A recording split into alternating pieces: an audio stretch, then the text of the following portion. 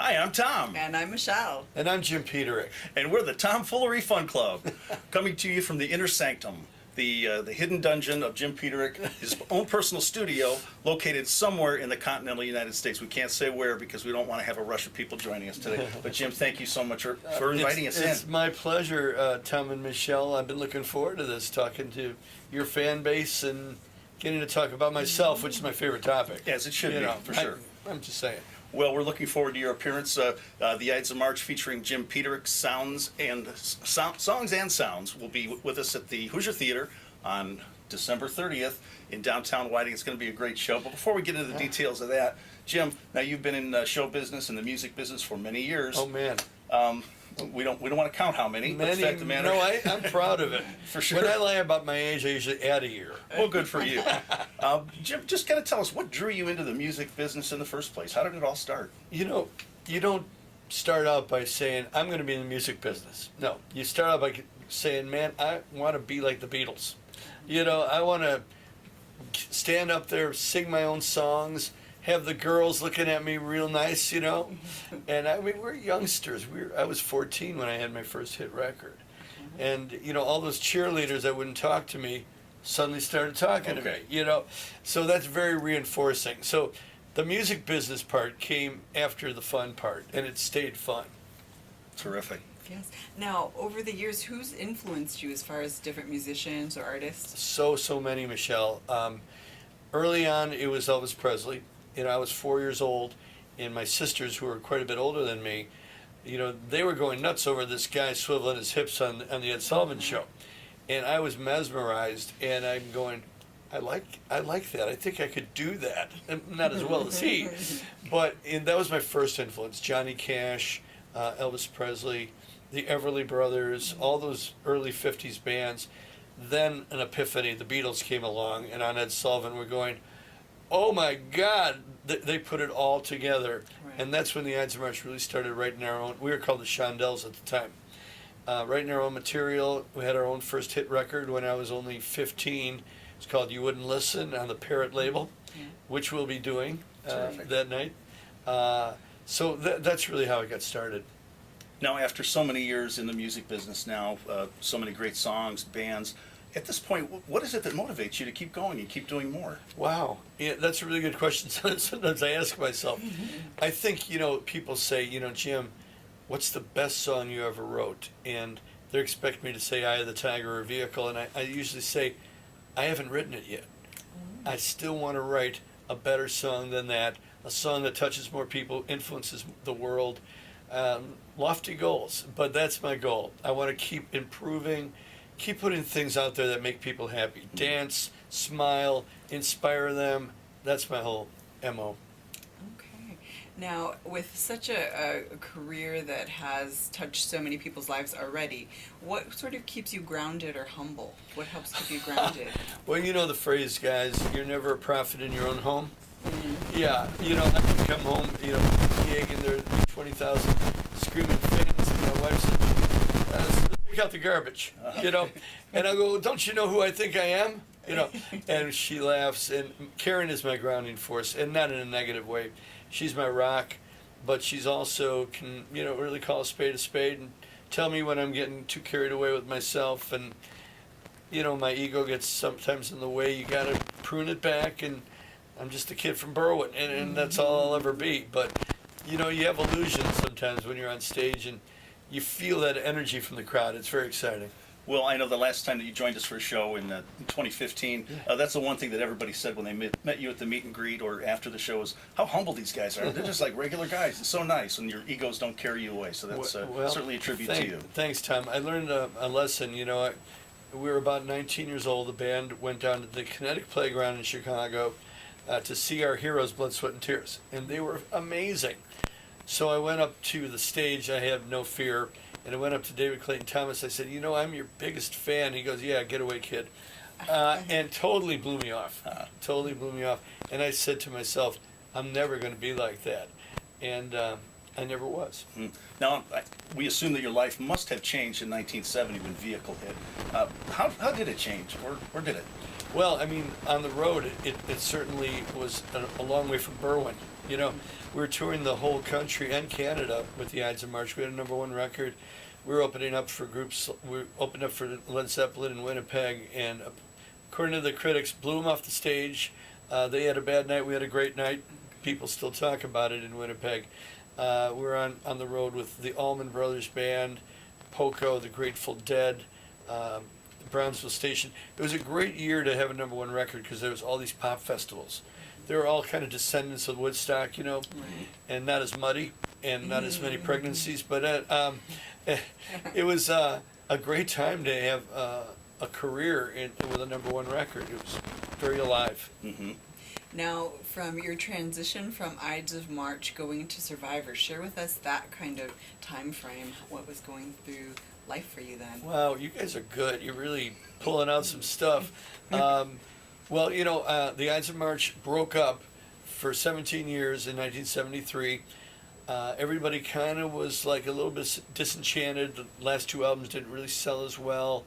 We were getting a little tired of the road, you know, and Bob wanted to have a real job as an accountant. Now he's a property manager. I wanted to be a solo artist. I was writing songs that were more personal than the Ides. I wanted to, my heroes at that time were like Cat Stevens, Paul Simon, you know, I wanted to do that thing. And I forged my own career, and it culminated with an album called Don't Fight the Feeling in 1976, came out on Epic Records. Didn't do so well, and I was a little bit like humbled by it, like I really thought it was going to be a big deal. Mm-hmm. And so somehow on the road after that, I contracted pneumonia, and I was in the hospital trying to regroup my whole life. And at that moment I said, you know, I miss being in a band. I'm going to put together the best band I could ever find. And I started making notes of people I would call to create the supergroup, which was going to be called the Jim Peterik Band. Ultimately, it became a group called Survivor. It was myself, Frankie Sullivan, Dave Bickler, Gary Smith, Dennis Johnson. And we made our first record for Scotty Brothers, and it built all the way up to the time when Sylvester Stallone gave us that call. And that's our next question. When you got a call or got the call, talk about that. That sounds like Got something the really the call. Came home one day from doing some errands and pressed my answering machine. You know, and I hear my sister, "Hey Jimmy, give me a call." And then Steve Salzman calls me, and then all of a sudden I hear this voice. "Hey yo Jim, give me a call. It's Sylvester Stallone." And I go, somebody's putting me on. You know, it's got to be a gag. You know. And Karen says, "Who was that?" I said, "Oh, it's some guy trying to sound like Sylvester Stallone." And she listened to it and said, "You better call him back." And of course I did. And I was very timid, you know, like I said, a kid from Berwyn, Illinois, assumably talking to my hero on the phone. I said, "This is Jim Peterik. Is this really Sylvester Stallone?" So now, Jim, when you got the call from Sylvester Stallone about penning a song for Rocky III, I imagine that was a big thrill. That was, I wish I had that tape. Yeah, it was a huge thrill. Well, since there's in the absence of a tape, Yeah. I thought maybe we could just kind of recreate that call. Maybe just if you can bring it back, because I feel like I had a presence in this call somehow. So maybe we could just kind of, could we maybe just turn? I think we could try it. Okay, so okay. Ring. Hey. Hello, this is Jim Peterik. Is this Sylvester Stallone? Hey, yo, Peterik. Hey, yo, Sly Stallone here. How you's doing? Okay. Dude, is this really you? Oh yeah. Hey, yo, it's me in the flesh. Right on. Yeah, yo, you know, I'm thinking about writing a new movie. It's about a fighter. He likes to fight. You know, I did Rocky and then Rocky 1, Rocky 2. Still kind of tweaking the title of the third movie. You know, maybe Rocky 3. Rocky the Third, Rocky, something like that. It's about a fighter. He likes to fight. But anyway, we need a song. We need just a fired up theme song. And I love your stuff, Survivor. You know, I say absolutely, it's very good. Maybe you want to write a song for us. Would you mind doing that? Is the Pope Catholic? I mean, there you go. heck yeah. You know, maybe something with a tiger in it. You know, I like tigers. You like to wear a tiger on the back of the jacket. I don't know. How about like gerbils? Oh, hey, yo, well, I don't know about that, but you know, don't get mental, okay? Just write the song. Hey, maybe make sure it's got 3 verses in it too. You know, what do you say, Adrian? Like 3 verses? Sound I pretty say good? yes. Okay. Does go something like that? Perfect. I think so. Well, thank you so much, Jim. We love having your insight. What's next? What's next for the Ides of March? You know, we're making a new record. and this is going to be the best yet, of course. Yes. And we're writing material right now. We're going to be going in the studio in the spring for like a late summer release. We're not going to rush it. Mhm. It's going to be the Ides of March brass, the harmonies, some of the more low key things like "LA Goodbye" that that was our other side. Right. And we're going to do a video like the making of this album, make it a big deal. And a lot of the songs you'll really be hearing on the 30th. And we're going to do it in an unplugged fashion. Right. Right. Tell the stories, how we created LA Goodbye and why, and the girl that inspired it. A lot of inside information, Yes.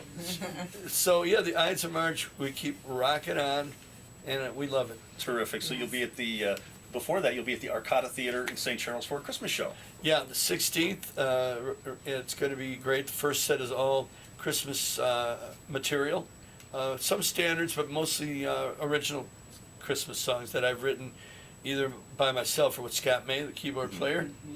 And it's a good feeling. It's a good feeling. The second set, we let our hair down, so to speak, and it's all the rock songs, the songs I've been involved with through the years with groups like Survivor, 38 Special, Sammy Hagar, and of course Ides of March. Terrific. Yeah. Now, one more question, sort of talking about and giving our audience some insight into you as a performer and someone who's creative.